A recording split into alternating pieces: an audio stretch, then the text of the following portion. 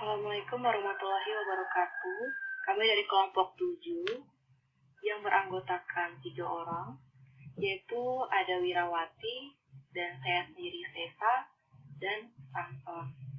Di sini kami akan membahas beberapa sub-sub materi, yaitu seleksi alam, yang kedua genetic trait, dan yang terakhir itu polymorphism. Langsung saja pada materi yang pertama, yaitu seleksi alam. Baiklah, masuk pada submateri yang pertama, yaitu tentang seleksi alam. Adapun materi tentang seleksi alam, tentunya kita sudah pahami dan mengerti secara bersama, karena di materi sebelumnya kita sudah pernah mempelajari tentang seleksi alam. Adapun seleksi alam ini, menurut Charles Darwin, kita melihat kembali konsep seleksi alam menurut Charles Darwin. Itu didasarkan pada perbedaan keberhasilan dalam kesuksesan dan reproduksi. Individu dalam suatu populasi menunjukkan variasi-variasi pada sifat warisan dan yang memiliki sifat-sifat yang lebih sesuai dengan lingkungannya cenderung menghasilkan lebih banyak keturunan daripada mereka yang memiliki sifat-sifat yang kurang sesuai. Jadi menurut Charles Darwin, di dalam suatu populasi itu tentunya memiliki variasi-variasi pada sifat warisannya masing-masing. Dan yang memiliki sifat-sifat lebih sesuai dengan lingkungannya cenderung menghasilkan lebih banyak keturunan. Jadi artinya di sini, misal terdapat sebuah individu yang tentunya memiliki sifat-sifat yang sesuai dengan lingkungannya, maka cenderung akan menghasilkan keturunan lebih banyak karena faktor sifat yang sesuai dengan lingkungan tersebut. Adapun sebaliknya, jika terdapat sebuah individu yang tentunya memiliki sifat-sifat tidak sesuai dengan lingkungannya, maka sulit untuk atau tidak dapat menghasilkan keturunan yang lebih banyak karena sifat ketidaksesuaian tersebut dengan lingkungannya. Lalu lanjut ke selanjutnya, kita mengetahui bahwa seleksi alam menyebabkan alel-alel yang diteruskan ke generasi berikutnya dalam proporsi yang berbeda dengan proporsi pada generasi saat ini. Artinya, karena seleksi alam, alel-alel yang dahulu tentu berbeda dengan alel-alel yang sekarang, ya, generasi saat ini.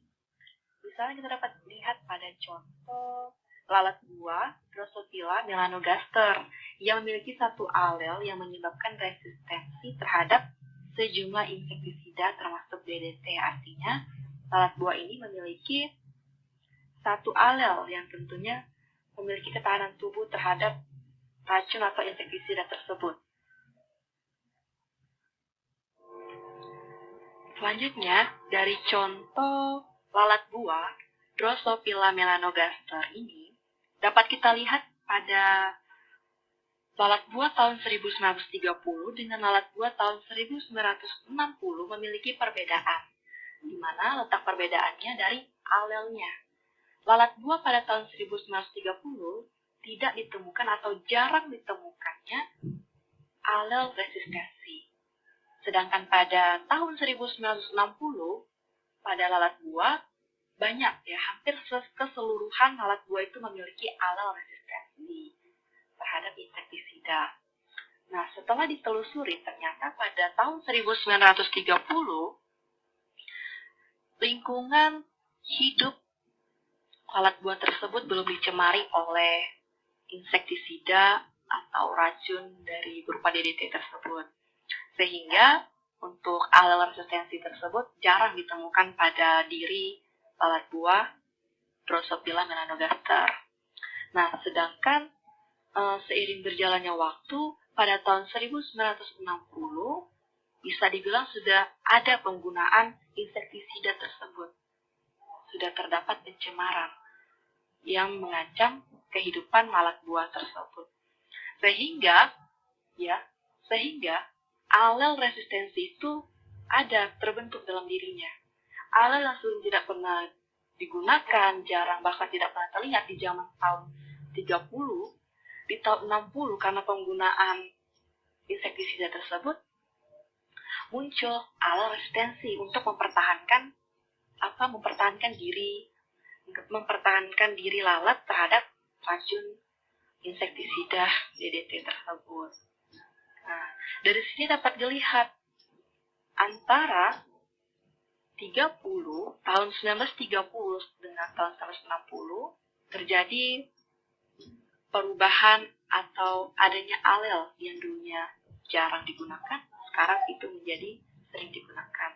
Hal ini karena adanya seleksi alam lingkungan tempat hidup mereka yang berubah cara berbeda dari yang dahulu dan yang sekarang itu berbeda. Itulah salah satu contoh dari seleksi alam.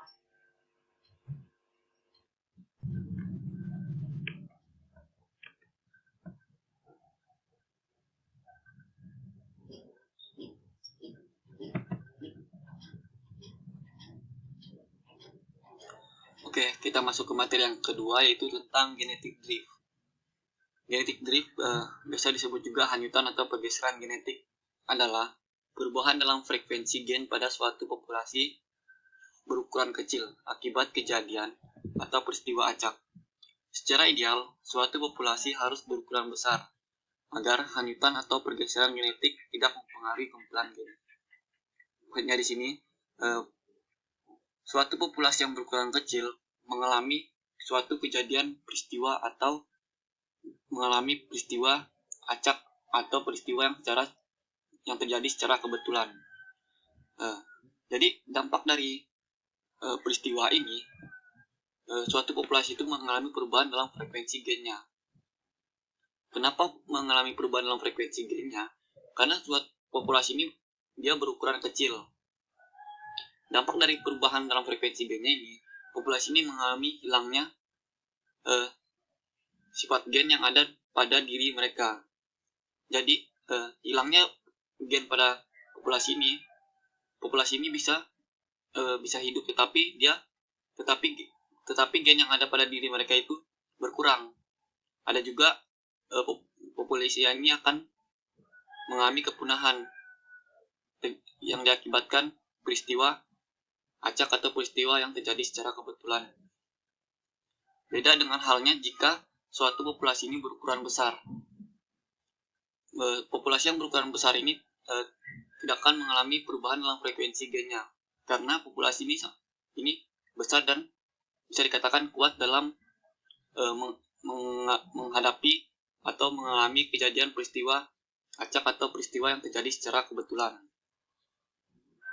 Jadi populasi yang besar ini gennya itu tidak akan mengalami perubahan karena populasi ini dia kuat dan berukuran besar. Mungkin itu yang dapat saya jelaskan. Kurang lebihnya mohon dimaafkan. Materi yang selanjutnya akan dibahas oleh teman saya.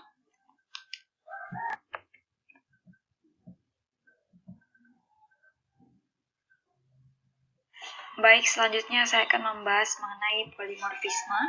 Jadi dalam biologi, polimorfisme itu adalah ketika dua atau beberapa fenotip yang berbeda ada dalam populasi suatu spesies, atau dalam kata lain kemunculan lebih dari satu bentuk agar dapat disebut sebagai polimorfisme. Bentuk-bentuk tersebut harus berada dalam habitat yang sama pada waktu yang sama dan tergolong dalam populasi panitik atau perkawinan acak. Nah, jadi polimorfisme banyak muncul di alam dan terkait dengan biodiversitas, variasi genetik, serta adaptasi. Fungsi lazimnya adalah untuk menjaga variasi bentuk dalam populasi yang berdiam di lingkungan yang bervariasi. Nah, contohnya yang paling jelas itu adalah dimorfisme seksual dalam banyak organisme. Contoh lainnya juga adalah golongan darah manusia. Nah, sebagai hasil dari proses evolusi, biasanya polimorfisme dapat diwariskan dan dimodifikasi oleh seleksi alam.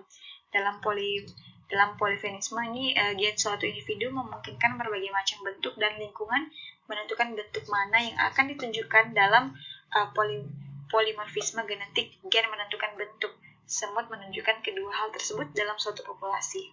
Nah, teman-teman bisa dilihat pada slide berikut. Jelaskan bahwa terkadang variasi dapat dimasukkan ke dalam kelompok-kelompok tertentu. Seperti yang saya jelaskan tadi, fenomena itu dinamakan polimorfisme.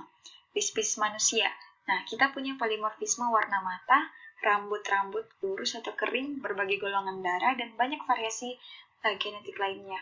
Dua penelitian terkenal adalah penelitian polimorfisme warna keong belang, yaitu CPA oleh Kane dan Shepard dan penelitian susunan kromosom Drosophila oleh Zosansky. Di sebagian besar kasus, tidak diketahui apa yang menyebabkan bertahannya polimorfisme dalam suatu populasi untuk waktu yang lama. Umumnya diperkirakan karena keseimbangan berbagai tekanan seleksi, tapi keadaan tersebut mungkin juga